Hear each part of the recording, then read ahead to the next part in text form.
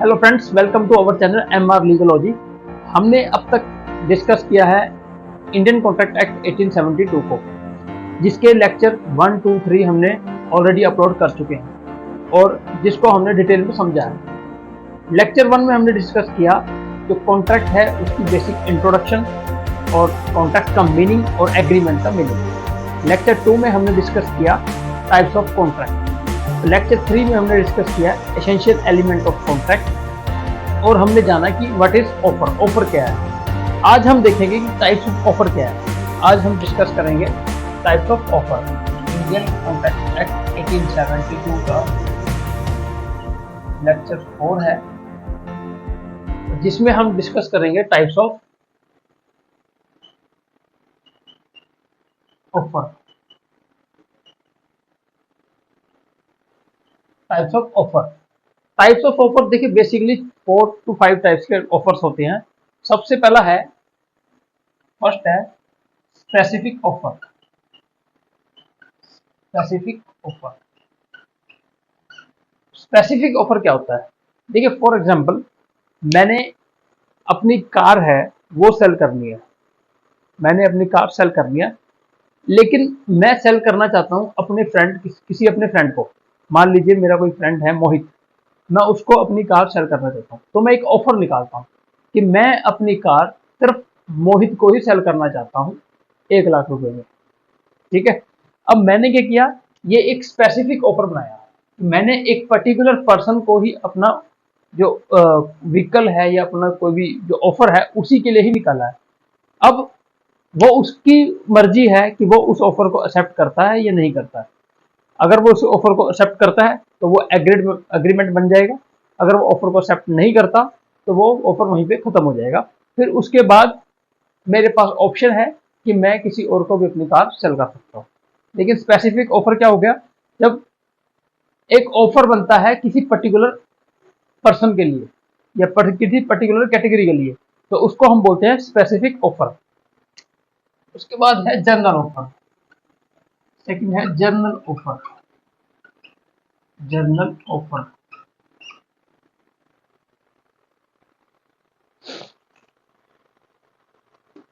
Journal offer में क्या हो रहा है? देखिए जर्नल ऑफर में मतलब हो रहा है कि यहाँ पे जो ऑफर है वो जर्नल पब्लिक के लिए हो रहा है। यहाँ पे जो ऑफर है वो सभी के लिए है, तो जर्नल पब्लिक के लिए भी ऑफर है, इसलिए उसको हम बोलेंगे journal offer. Journal offer means, journal offer means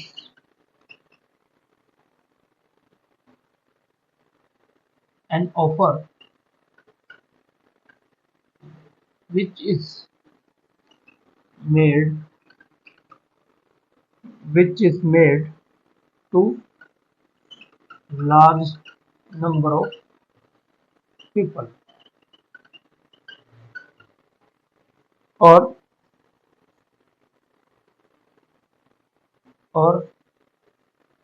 which is open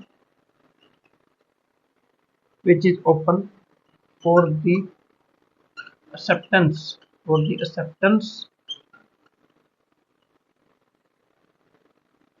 to public at large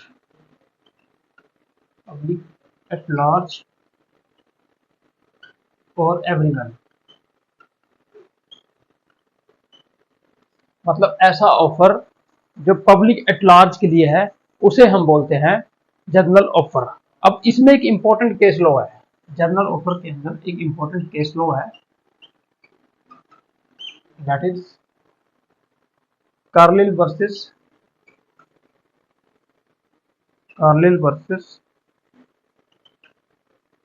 carbolic smoke ball company 1892।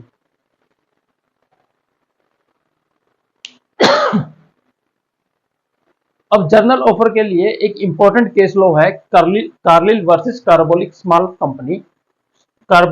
Ball company 1892। अब इस केस में क्या होता है कि 1892 में एक इन्फ्लुएंजा नाम की बीमारी, इन्फ्लुएंजा नाम की बीमारी होती है वो फैल जाती है, जिसके अंदर खांसी बुखार वगैरह लोगों को होना स्टार्ट हो जाता है। अब जो ये कंपनी होती है कार्बोलिक स्मॉल बॉल कंपनी, ये दावा करती है कि अगर कोई पर्सन अगर कोई पर्सन इनकी दवाइयाँ खाएगा इनकी दवाइयाँ खाएगा जो डायरेक्शन इन्होंने बताई है उसके अकॉर्डिंग, तो उसको इन्फ्लुएंजा नाम की बीमारी नहीं होगी। तो उसको इन्फ्लुएंजा नाम की बीमारी नहीं होगी। दोबारा सुन लीजिए, 1892 के अंदर इन्फ्लुएंजा नाम की बीमारी फैल जाती है। तो ये कंपनी होती है, ये एक फार्मेसी कंपनी होती है, दवाइयाँ बनाती है, कार्बोलिक स्मोक बाल कंपनी।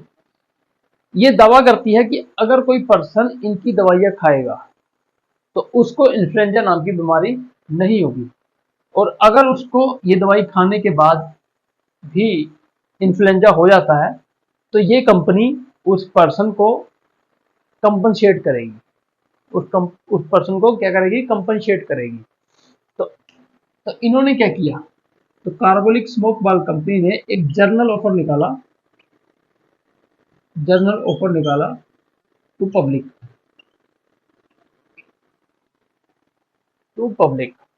अब जो एक कार्लिल थी, ये एक लेडी थी, इन्होंने इस कंपनी की दवाई खाई, जो डायरेक्शन इन्होंने बताई थी उसके अकॉर्डिंग ही खाई, उसके बाद भी इनको इन्फ्लुएंजा हो जाता है, इनको इन्फ्लुएंजा हो जाता है।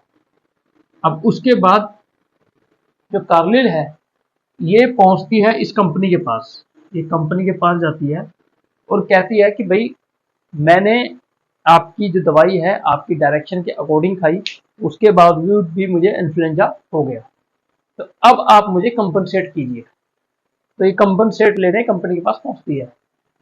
कंपनी इनको मना कर देती है, कंपनी जो है उसको मना कर देती है कि हम आपको जानते ही नहीं है, हमने तो आपको ऑफर दिया ही नहीं, तो आपको ये कंपनसेट हम क्यों दें।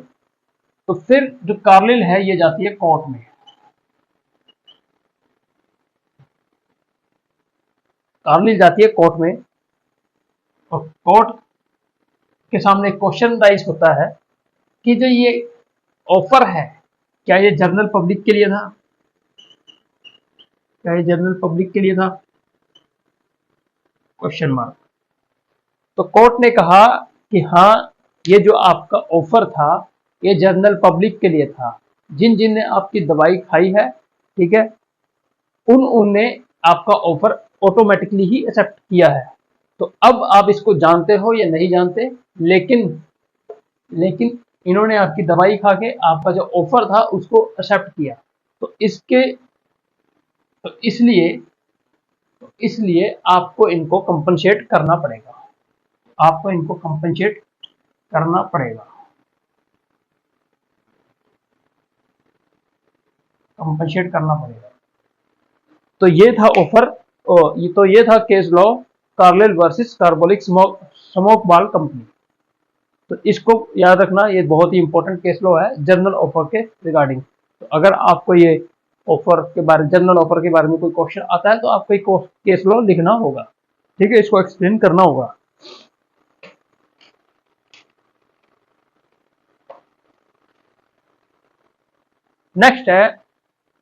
नेक्स्ट जो है वो है क्रॉस ऑफर। नेक्स्ट है क्रॉस ऑफर। देखिए जो ये क्रॉस ऑफर है ये अब इस वैलिड नहीं मान्य है। क्रॉस ऑफर, इस क्रॉस ऑफर में क्या होता है, ये पुराने टाइम का मतलब पुराने टाइम में ज़्यादा वैलिड था, लेकिन अब ये वैलिड नहीं है क्रॉस ऑफर।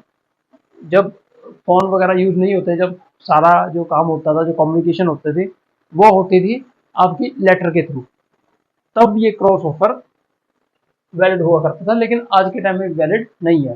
तो इसके अंदर क्या है, क्रॉस ऑफर में मान लीजिए ए है, ए लेटर लिखता है टू बी, ए लेटर लिखता है टू बी, और ये कहता है कि मैं 1,000 रुपये में उस टाइम के 1,000 रुपये में अपना एक प्लॉट या अपनी एक जमीन तुझे बेचना चाहता हूँ। मान लीजिए ये लेटर जो लिखा है, इन्हें ये लिखा 1 जनवरी को, 1 जनवरी को लेटर लिखा।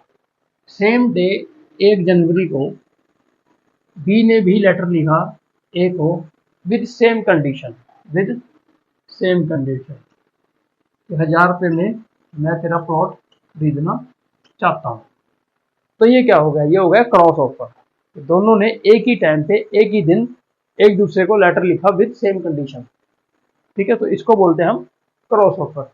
लेकिन आज के टाइम में वैलिड नहीं है क्योंकि फोन वगैरह चल गए हैं, तो ये वैलिड नहीं है। फोर्थ है काउंटर ऑफर। अब काउंटर ऑफर क्या होता है? देखिए काउंटर ऑफर में सिंपल सी बात है, मान लीजिए मैंने अपने एक फ्रेंड को ये कहा कि भाई मैं अपनी कार तुझे 1 लाख रुपए में सेल करना चाहता हूँ। मैंने अपने किसी फ्रेंड को कहा कि मैं अपनी कार तुझे 1 लाख रुपए में सेल करना चाहता हूँ। ये मैंने क्या किया, एक ऑफर दिया अपने एक फ्रेंड को। अब वो फ्रेंड क्या करता है, वो फ्रेंड मेरे इस ऑफर को रिजेक्ट करता है और मुझे एक ऑफर दे देता है कि नहीं, मैं तेरी कार 1 लाख में नहीं 80,000 में खरीदना चाहता हूँ। तो ये क्या हुआ, ये एक काउंटर ऑफर हो गया। यहाँ पे क्या हुआ, जो मैंने ऑफर उसको दिया, जो मैंने उसे ऑफर दिया, जो मैंने अपने फ्रेंड को ऑफर दिया,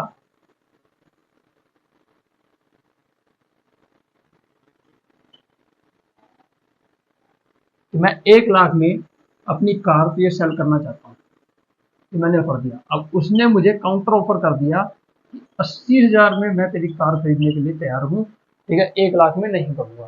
तो ये क्या हुआ, जो मेरा ऑफर था इसको एंड कर दिया इसने अपने काउंटर ऑफर थे, इसने अपने काउंटर ऑफर से।